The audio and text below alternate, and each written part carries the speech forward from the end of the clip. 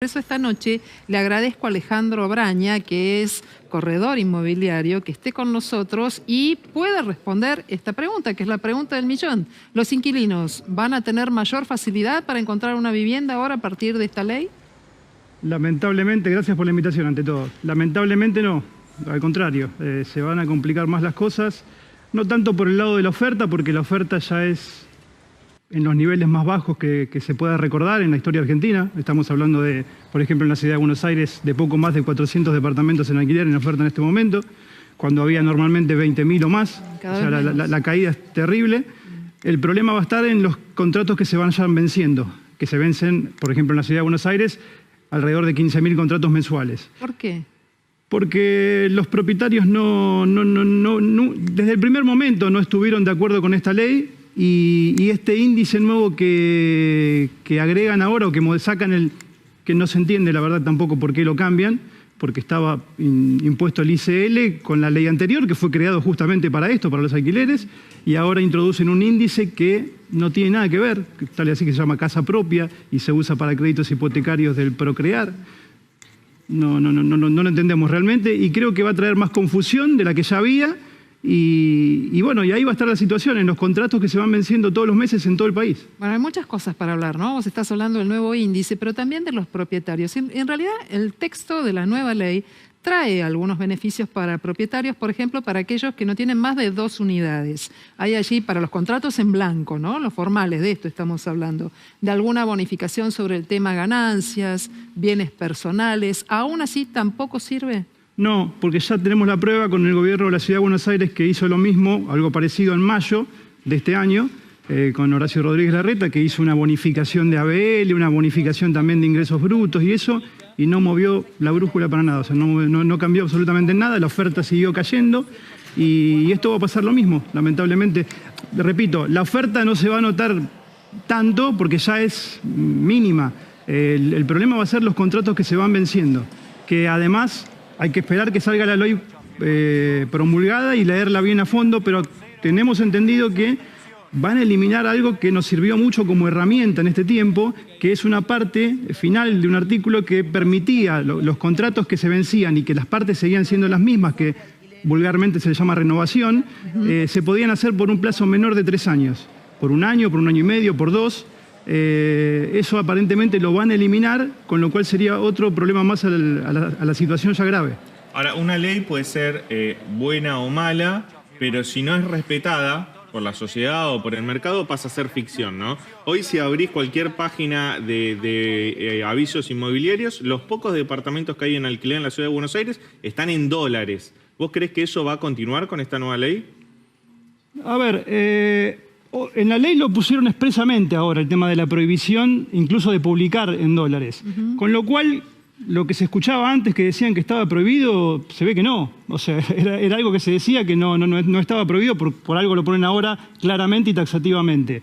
El tema de los dólares, claro, es un tema de que se mezcla todo ahí, el tema de alquileres temporarios con el tema de alquileres tradicionales. Y hoy el tema de alquileres tradicionales bajó tanto la oferta que se ven muchos más alquileres en dólares justamente por eso, porque capaz que tenés 15.000 alquileres temporarios y viviendas, lo que te decía, no llegás a 500. Entonces uno ve esa oferta todo en dólares y el problema es que la falta de oferta del otro lado, eso es lo que desapareció.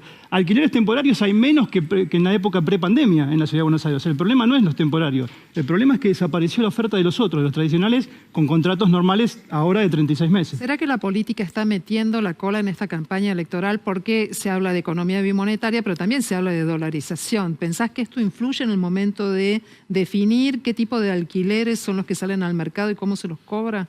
Es que la política metió la cola desde un inicio en todo esto. O sea, no tiene explicación la ley de por sí. La ley es sancionada allá en fines del 2019, cuando terminaba el gobierno de Mauricio Macri, en diputados, y que después, en junio del 2020, se aprobó en senadores, por Zoom, en plena pandemia, una cosa bastante rara también. No tiene explicación. O sea, yo he hablado con legisladores, les pregunté cuál fue el motivo de esta ley, que ellos les llegó la versión de que había muchos abusos en el mercado. No tienen datos de por qué, o sea, una cuestión totalmente política. En realidad el mercado de aquel momento comparado con el actual era Suiza, sinceramente. Pero hay una cuestión, porque por ejemplo, las inmobiliarias y los corredores tienen en líneas generales tu posición. Pero cuando vos hablas con las asociaciones de inquilinos, aunque no logran concretar el contrato de alquiler, siguen defendiendo este tipo de proyectos como el que se aprobó hoy a la mañana. Pero no son los inquilinos de carne y hueso, son pseudo-organizaciones de inquilinos que en realidad, no sé, son parte de la política también, incluso son bancados por la política, pero no son inquilinos de carne y hueso. Los inquilinos de carne y hueso son los que tenemos nosotros en las oficinas todos los días, que nos llaman, que nos escriben desesperados porque hace 6 meses, 8 meses o 10 meses que no encuentran nada para alquilar. ¿Qué piden los inquilinos de carne y hueso? Que le encontremos un techo, que no hay. O sea, no te puedo explicar si viene yo hace 35 años que trabajo en esto, del año 88. Esto nunca se vio, nunca pasó. ¿Hay desesperación por llegar Seguro, a la vivienda? listas de espera, la gente desesperada.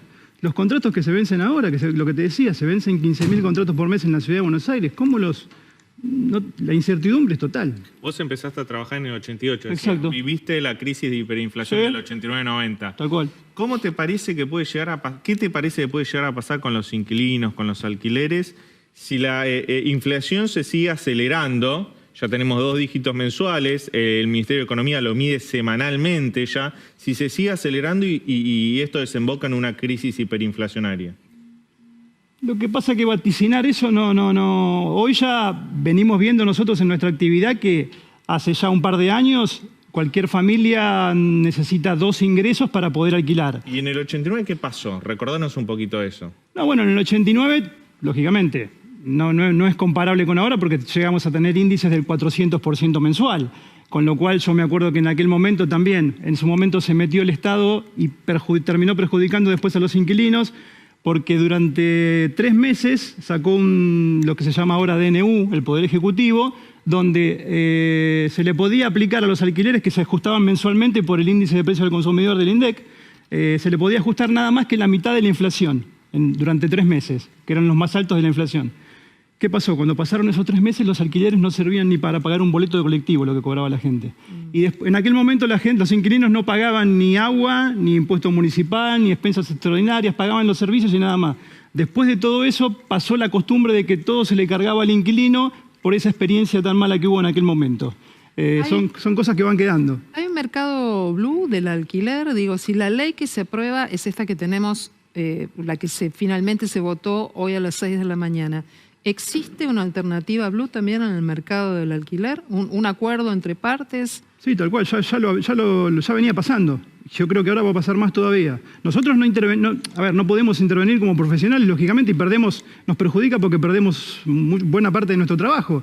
Pero que la gente hace contratos con ajustes semestrales o trimestrales o lo que fuere, y hasta por plazos menores de 3 años, seguro, no hay duda, cada vez más. Y lamentablemente somos pesimistas en cuanto a que esto, con el índice más complicado todavía, este índice está dando casi hoy por hoy 40% menos de lo que da el ICL. Bueno, a ver, vamos a hablarlo de manera tal que aquella persona que tiene que renovar su contrato de alquiler te entienda, Braña, de qué cosas estás hablando y por qué tiene, desde tu mirada, más complejidades que el actual. Como dijo bien Leandro recién, por ahora sigue todo igual hasta que la ley quede lógicamente promulgada y publicada en el boletín oficial. Pero vos y sos eso. crítico del nuevo índice, ¿por qué? Por esto que te digo, primero que nada porque el ICL no era sencillo, pero ya nos habíamos acostumbrado, pasaron más de 3 años. Esto parece un jeroglífico, es complicado porque es un promedio también y que en realidad después hay que multiplicarlo por 0,9 porque quieren aplicar el 90% de eso, de lo que dé. Y eso es lo que te digo, el índice de contratos de locación al 15 de octubre dio 122%. Este índice en el último año del casa propia, 82%, 40% menos. Con lo cual lo que te decía, los propietarios no van a entrar en esto. Puede pasar que los propietarios retiren más departamentos de alquiler o que si los sigan dejando pongan un precio inicial mucho más alto. Seguro. Igual que lo que te decía, la oferta está muy por debajo y no se va a notar tanto ahí. Lo que se va a notar es que la gente no va a querer seguir alquilando.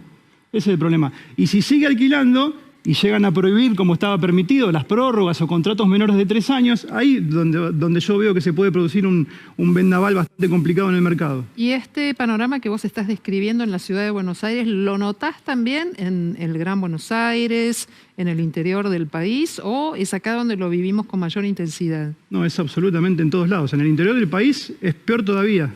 El tema de oferta, tengo contacto con gente, por ejemplo, de la costa, de Mar del Plata, gente que durante 15 años alquilaba allá, siendo propietario acá y alquilaba su departamento acá, y se tuvieron que volver después de 15 años porque en Mar del Plata, por ejemplo, no hay nada para alquilar, absolutamente nada. Bueno, en la costa todo dolarizado, ¿eh? Si uno empieza a mirar ahora, está todo dolarizado. Yo hablo, lógicamente, de alquileres tradicionales. La temporada después, lógicamente, es otra cosa.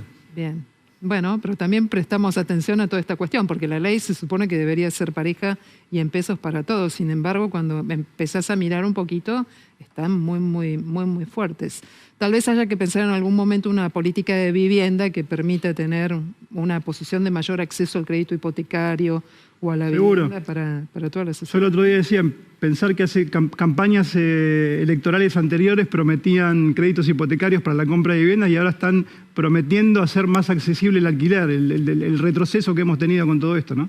Bien, Alejandro Braña, te agradecemos mucho esta conversación esta noche para hablar del delicado tema de los alquileres. Tenemos una nueva ley, pero también lecturas a propósito de qué implica esta que se acaba de sancionar.